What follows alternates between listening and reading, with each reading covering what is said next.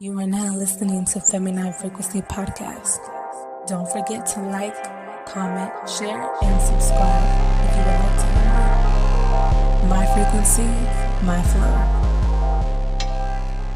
Yo, what's up? It's Miss FEMI9 and I'm back with another podcast episode. And this podcast is called The Birth of FEMI9. And today I'm going to be talking about just my backgrounds in music and, my background in being an artist, some of my influences and everything like that. And I just want to share this with you guys. So thank you guys for waiting for another podcast episode. For those that don't know, this is like a episode number 2, but I'm really going to have this be the new episode 1, if you will. So, let's get into it. So, background in music. Here we go. I have started in music since a kid, since like elementary, middle school, high school. I was in band, okay? I was a percussionist. That's what I learned to do. Drums, snare, all things in percussion. I don't know. I don't remember all the names, but just all those little instruments that I had to learn to play, I really fell in love with it. So, especially the drums. So I really have started out as a drummer in my musical path, and just an understanding and a overall connection to music in itself, like learning to play an instrument. And so that's my childhood background with music. And that was just me connecting with music, on my own through school. But really the OG musical influence that I have is my father. He is a producer, an artist, a dreamer. I love him. So much respect to him. And he's really the one that introduced me to music before school, my music class and everything. So, I got to be in his studio as a kid, and I got to see him just make music, and we would just drive around the city finding dope views, and, he would play his music and he would explain things to me and point out certain details in the song that he wanted me to pay attention to, and just, how, like, just to pay attention to the details of the production. I definitely have to give so much of my like influence, appreciation to my father, first and foremost, before anybody else. So my father produces G-Funk mainly. That's what he's known for, is G-Funk music, which is deeply rooted within me. And I got a deep love for G-Funk, R&B, and soul music, because I get that from him. And all of these little things really have inspired me and influenced me throughout my own individual, music journey, aside from my dad and his own musical world. So, yeah, so basically just as a kid, I had music around me. Music has always been a part of my life. It's always been an interest of mine. I have an interest in other things, but music has always been like the one solid thing, and it's definitely been the foundation. Okay, so gotta start there. In the childhood, my father made sure to put it in me real early on that like music is life.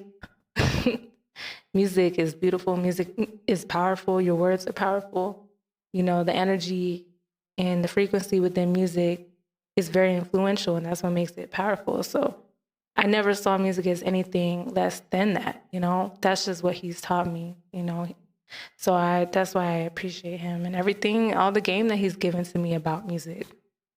Aside from, just being a percussionist in drumline, dope as fuck.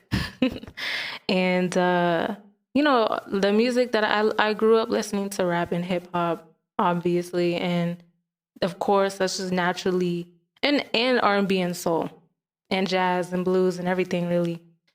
So of course when it was time for me to decide, like that I wanted to make music, I started singing, I started writing poetry, I started rapping.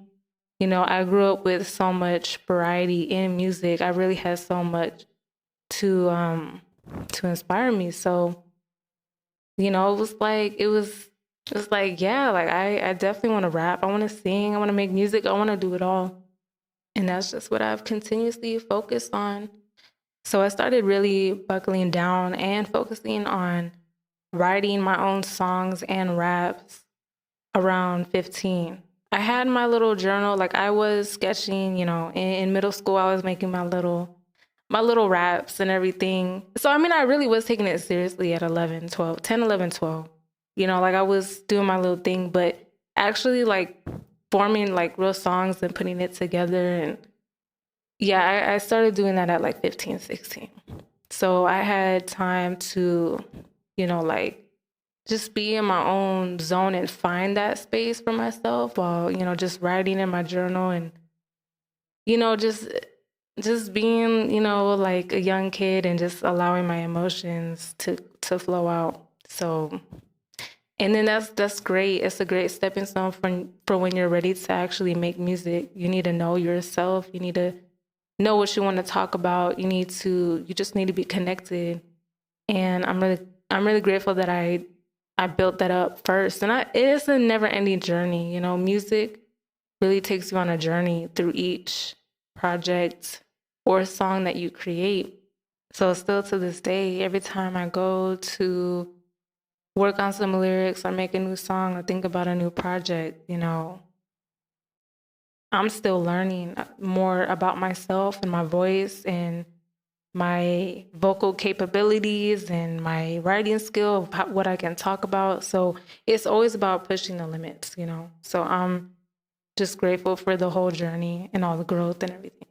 But now I want to talk about where the name FEMI9 came from. So first I actually started with the name FEMI9. Wasn't releasing any music. I haven't released any music until now, and it's just snippets of the songs that I've made like years ago. Okay, so we're gonna get into that as well. But the origin of the name FEMI9, I came up with that and I stuck with that around like mid 2015. So it's been a minute, and then the last couple of years I switched it over to Miss FEMI9. So I want to talk about like where that came from, why I chose that, and its significance to me. So FEMI9 is simply a shortened version of the word feminine.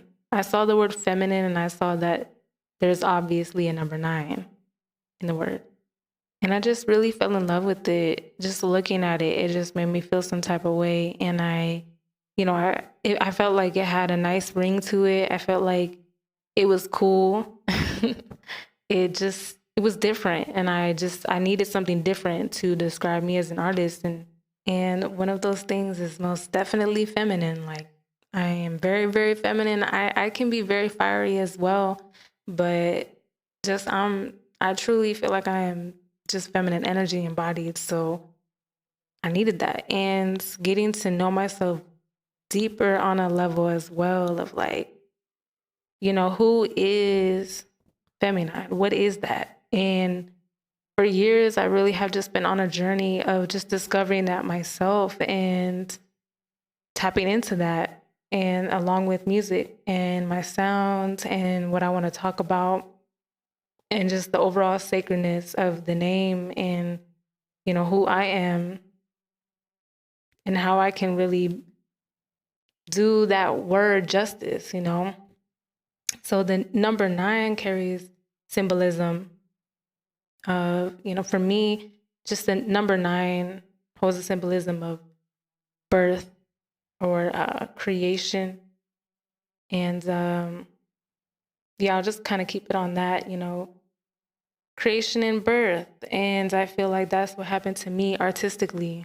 And I feel like I've been going through a creation process of, being molded and shaped, defined, in order to be fully ready to be born. And I feel like that as an artist, just, and then of course as a woman, as a female, as a mother, as an artist, on so many levels, just it really does feel like it feels like a creative birth and a creative rebirth. Just going from how others define you and want to look at you, how they want to narrate you in their story versus how I see myself and who I want to be, who I want to be in the world and how I want it to be perceived. All gets to be defined by me and, by being Miss FEMI9 and what that means to me. So it's just really dope. It's really dope. Like I really take a lot of pride and I put in a lot of work within myself creatively, like organic, authentic thoughts and creativity and my imagination. Going into defining my essence, my aesthetic, my fashion sense, my sound, my legacy, like what am I really creating here? I consciously think about it all the time. And I am actively working on breathing life into it. And it takes a lot of thinking and meditation and organization planning to birth it and present it properly. So I feel like that's where I'm at right now. It's like getting ready for birth, getting ready for an artistic birth. So I really am just so buckled down on like who I am as an artist. Now it's really just about finally sharing it. Now the next thing that I want to share is my reasoning, I guess, for not really putting out music, because I have been writing songs, raps, singing and everything, grooving and jamming in my room, making up to 11 almost completed mixtapes. Like just the idea, song list, lyrics, it's mostly done. I only say mostly because some of them, just need a little bit more work on the lyrics. They need some little updates or whatever, but it's really nothing major. It's just like projects that are just, they're really like done, I can't put any more thought into it. I don't want to add any more songs. Like it's just really been like, okay, it's there, it's done, it's completed. And they just sit there, collect dust in my Google Drive. And I really need to stop that shit because it's so disrespectful to myself and to my artistry. So I'm definitely trying to stop that. So anyways, like I'm saying, why has that been happening? Like, why have I not been sharing?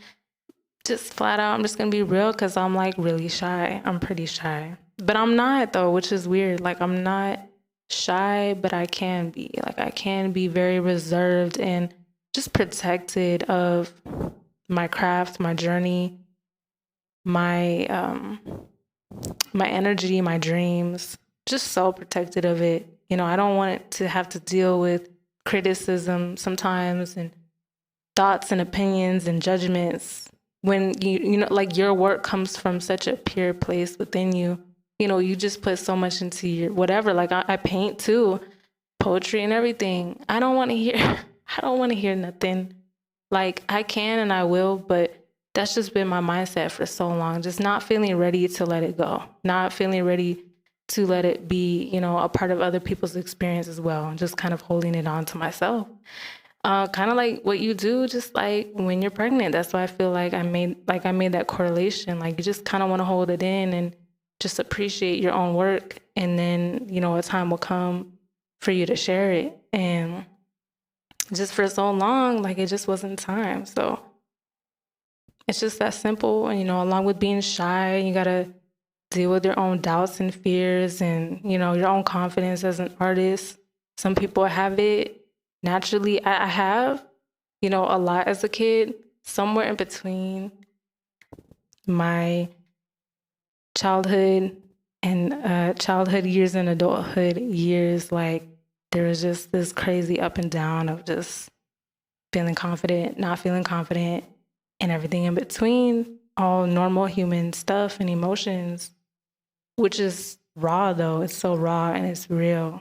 And that's just my journey though. So it's just taking me a minute to get here, but I'm here. And I'm not fucking going nowhere. I'm only going to be releasing more and more. So stay tuned.